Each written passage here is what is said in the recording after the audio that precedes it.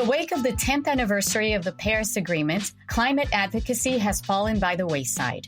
Activism fatigue, misinformation, and indifference has weakened the conversation around the urgency of climate change. Countries are wondering how to get the public engaged again. Germany, in an effort to capture its citizens' attention, is turning its focus inward to local policy, such as stopping soil erosion near an annual music festival and drone-assisted forest rehabilitation. You're listening to an episode of Policy for the Planet, a podcast exploring the global response to the climate crisis.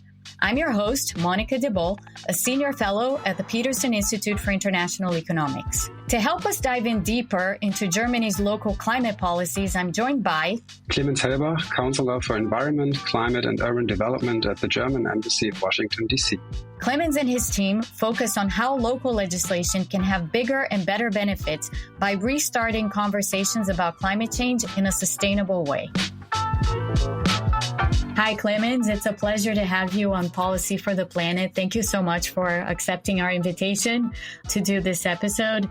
And I'm going to jump right in and ask you sort of as a kind of overarching question about the current state of climate discussions, or, you know, the perceived lack of engagement that there seems to be amongst the public at large. Do you see that in the same way? Do you think that there is some disengagement happening? And if there is, what is your sense of what's causing it? First of all, thank you for having me on this podcast and for the invitation. I think to answer your question, it's worth taking a look back. And since we're celebrating the 10-year anniversary of the Paris Agreement this year, maybe we take a look back at 2015 when the Paris Agreement was adopted. So back then, there was at least a perceived up for climate action and the climate debate as a whole. And in the aftermath of the Paris Agreement, this movement grew even stronger with Fridays for Future and other movements basically taking on the streets and becoming stronger, becoming louder, and pressuring governments around the globe on doing more on climate. So I believe this is one of the reasons why at least the perceived lack of engagement, of public engagement these days on climate issues is happening. In addition to COVID-19, there's of course the Russian war of aggression against Ukraine and other conflicts such as in the Middle East. So that led to a shift in the focus of the public, but also of politics. And it's interesting to observe also private sector sort of shifted their policies and their attitudes. But I would say it also depends on where you look at and who you ask, because of course, with the current administration in the US, the focus on climate has basically vanished, at least in terms of the administration. Of course, there's a lot going on state and local level, which is fantastic. In Germany, we did have a lot of news coverage in newspapers, also on television, on the just concluded climate COP in Brazil. So there's still public attention around climate. But when you take a look at the small island states, for example, for them, the climate discussion is a matter of survival. You know, I appreciate the fact that you've taken us back 10 years to 2015, because indeed, this is the year of the 10th anniversary of the Paris Agreement. And it's kind of unfortunate in a way that we've seen this kind of dying down of interest in the climate agenda. But you mentioned Germany, and Germany, of course, has been doing a lot of really interesting things. Can you tell us a little bit about, you know, these recent approaches that Germany has undertaken towards climate change, how things have evolved?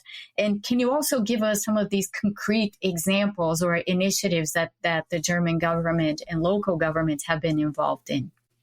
Sure. I mean, there's, of course, this whole picture, I would call it the bigger picture of climate policy in Germany and also in Europe, because lots of climate policies in Germany are Europe and EU driven, as you know. Take the emission trading system or CBAM as an example. But I mean, the overall situation in Germany is not that bad as it may seem these days. Since we're talking about a lack of attention, that doesn't necessarily translate into bad results. We're right now at 60% renewable energies, for example, in our electricity mix. And we do not have any blackouts other than some people might suggest. But I believe it's worth taking a look at the local level. So in order to get people back to being engaged on climate action and climate policies as a whole, it's worth localized climate action and making it more tangible. So a few weeks back, I took part in an event at Carnegie, and one person said that the Inflation Reduction Act in the US was kind of dismantled or rolled back in large parts because there was no one there to defend it. And I believe that's a very true point. You do have the necessity of communication, of good communication, when you pursue climate policies. And I think that is one lesson learned. You need to communicate well. We know the politics around it, but at the same time, you have a higher demand for, or a higher need for good communication. And to get back to your question, of course, leaving aside those bigger picture policies, I would like to put a focus on let's call it local climate action policy, the so-called Federal Action Plan on Nature-Based Solutions for Climate and Biodiversity. That's a very long title. In German, it's the Aktionsprogramm Natürlicher Klimaschutz, or ANK. I will stick with this acronym ANK for now.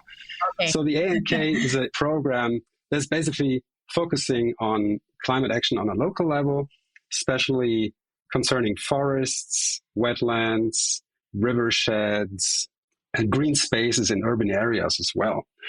So it was adopted in 2023 by the former Traffic Light Coalition, and now the current German government and the German Federal Minister Schneider decided to continue this program throughout this legislature and beyond. And it has a budget of roughly 3.5 billion euros for the next 3 to 4 years, which is a lot. I mean, of course, it started in 2023, but it's sort of planned to continue through 2028, 2029 currently. And it takes, as I said, a focus on local climate action. And I would just name 3 very concrete projects in order to do this storytelling, which helps getting people engaged or keeping people engaged in climate action.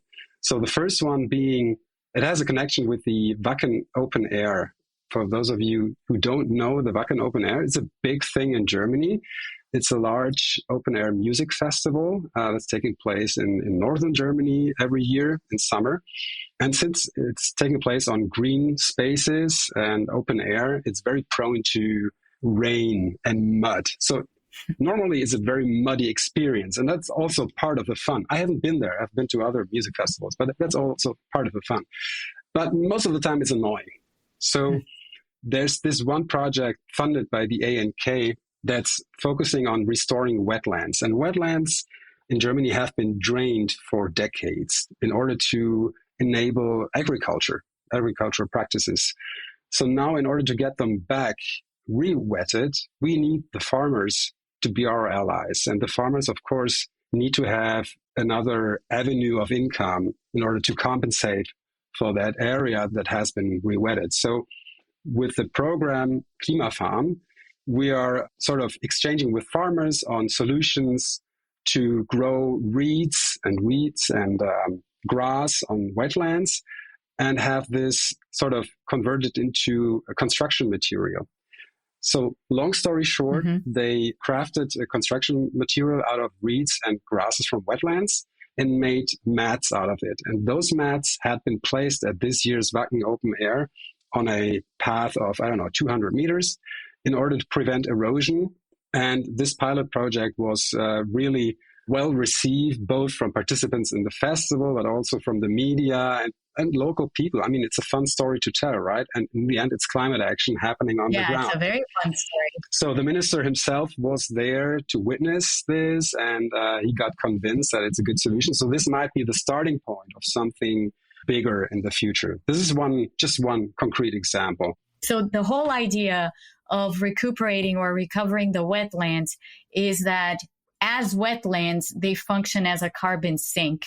as Exactly. opposed to when they've been dried out for farming, then they have the opposite effect. So rather than being something that sucks carbon out of the air, it basically starts emitting carbon. And so this solution here, which marries, the farmers, the wetlands, the production of these materials to protect the ground for these music festivals, all of it connected together is just really interesting because you're doing something for the environment on both fronts, right?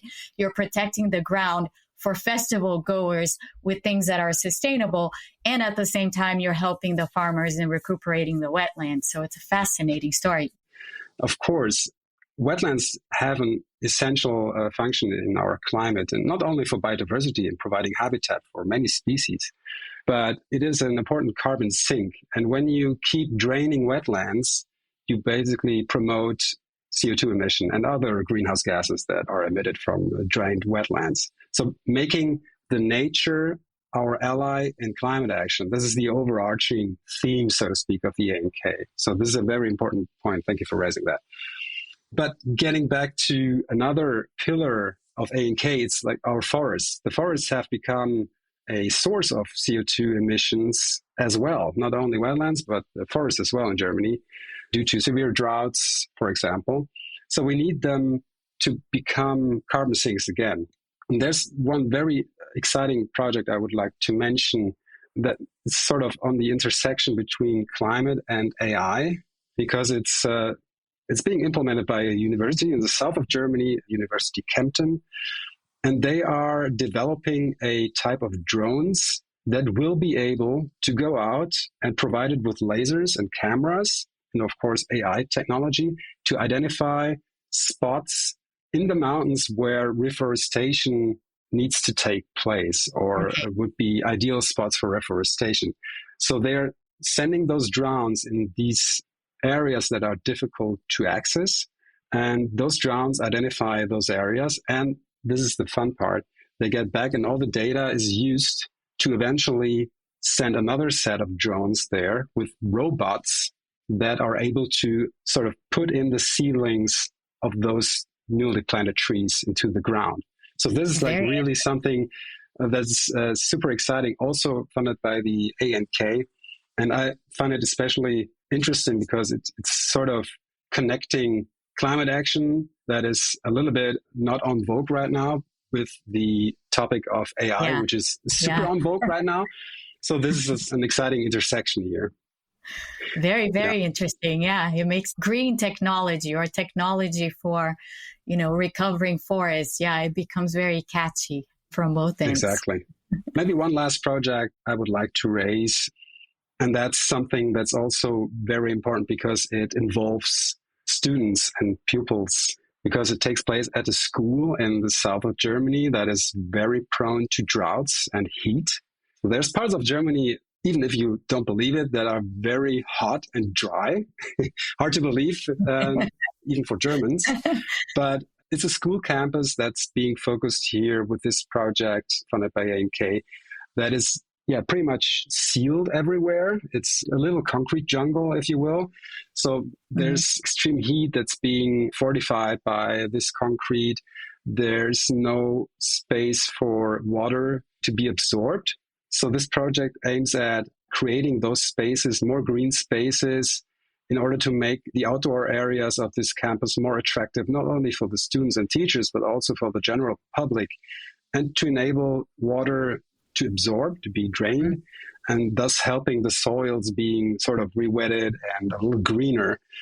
So I believe this is of importance as well because it brings climate action to the young people, right? Which is also very important. And also people in this village, in this little city will see what's happening, actually. They will see the change, whereas they might not see trees being planted in inaccessible areas in southern Germany or wetlands being restored. But this they will see, this, be able to touch. Yeah, and this is something we need to keep doing in order to keep people engaged with climate action or get them back to being engaged. Yeah, these cases are fascinating and they're so interesting because they connect so many things. So I think the natural question that I have for you from this is, do you see other initiatives like Germany's ANK and these local climate policy issues being dealt with in other European countries? Do you see that as something that is gaining ground in other places too? That's a good question, Monica. I do not have a comprehensive overview of climate action policies happening in other European countries. What I do know, though, is, and I'm zooming out a little bit right now, that there's many sort of front runners within Europe and within the EU in terms of climate action. So there's this ranking that's being published, I don't know, every year. It was just being published after COP. CCPI, the Climate Change Performance Index. I don't know if you've heard of that. So it's basically a ranking of the countries being at the forefront of climate action, with the first three ranks or spots being left blank in order to send the message that none of the countries is doing sufficient right now. But I just took a look at the first 10 spots of that ranking, and 8 out of 10 spots are being covered by European countries. So Germany dropped a little down to, I don't know, rank 22 or something. But there's, for example, Denmark, who are really champions, especially on offshore wind energy. So that's what they are promoting a lot. So they do not have this level of emissions and, putting a focus on renewable energies and also transport-wise, they are really, really good. That makes them sort of the leaders of this table. Then there's the UK. I'm aware of. The UK does not belong to the EU any longer, but they are still part of Europe. And they have really ambitious NDCs, or nationally determined contribution, under the Paris Agreement. And they do promote heat pumps, something that we were aiming for. We are still aiming for. Actually, the current German government are promoting heat pumps again. And hopefully they will be ramping up soon. My brother already installed a heat pump, so that's a good first step. But yeah, so many other people will be convinced that heat pumps are a good choice. So those are just two examples within Europe. Other than that, as I mentioned before, a lot of climate action within Europe is being Brussels-led. So the European climate goal that was just adopted shortly before COP is, of course, a huge coordination effort from that European goal. The nationally based goals are being derived. So, with Germany having the goal of climate neutrality 2045, so 5 years earlier than the EU. And of course, we are looking forward to meeting that goal. This is all extremely interesting. And I can't help but want to ask you, in light of these different initiatives and the way by which, they touch on people's lives directly, how optimistic do you think we should be with respect to, our ability to engage more people back in the climate adaptation / mitigation agenda? Well, I think we can be fairly optimistic. I don't know if I have mentioned that before, but there was a study just coming out this year, like poll exercise, that revealed that globally, and I repeat globally, 80 to 89% of the people are in favor of stronger climate action. So regardless of their current administration's policies, affiliations, income level, whatever, it's like 80 to 89% are in favor of stronger climate policies. So there's still attention, interest, and concern that something has to be done about it. So this is a promising starting point, I would say. Then climate action has always been a little bit up and down. So from, actually acknowledging that the emission of fossil fuels leads to global warming, in the 60s, 70s, last decade, up until now, it has always been an up and down with highlights, with lowlights. So I believe as long as we keep our objectives, our overall objectives in mind and use them as an orientation, we will manage to become carbon neutral by the middle of this century. And I think we need to keep telling those success stories that make climate action tangible and actually enable people to identify with climate action and making them willing to defend what is happening, actually. So this is something really, really important. And there are positive examples even in these difficult times. Take the recently conducted referendum in Hamburg.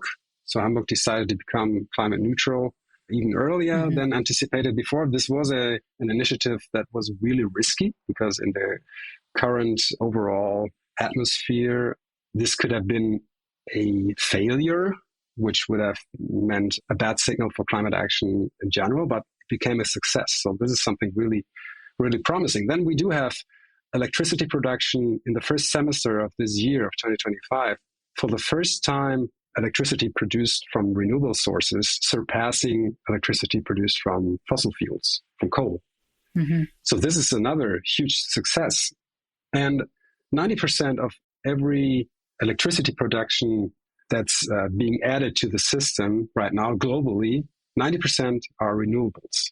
So this is also a very good story to tell and to keep telling. So the renewables, they are a success story. They cannot be stopped. They won't be stopped.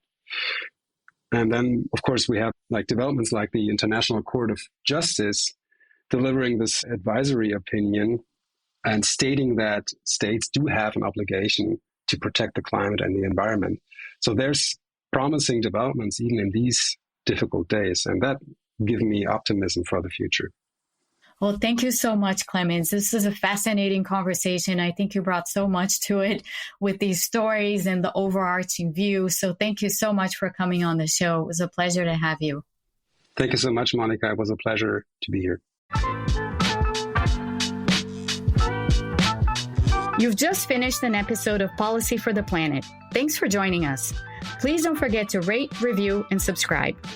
Special thanks to Isabel Robertson and Alex Martin, our producers, Melina Kolb, our supervising producer, and Steve Wiseman, our editorial advisor. This podcast is brought to you by the Peterson Institute for International Economics. Learn more at PIIE.com. Until next time, here's to creating meaningful impact through interesting conversations.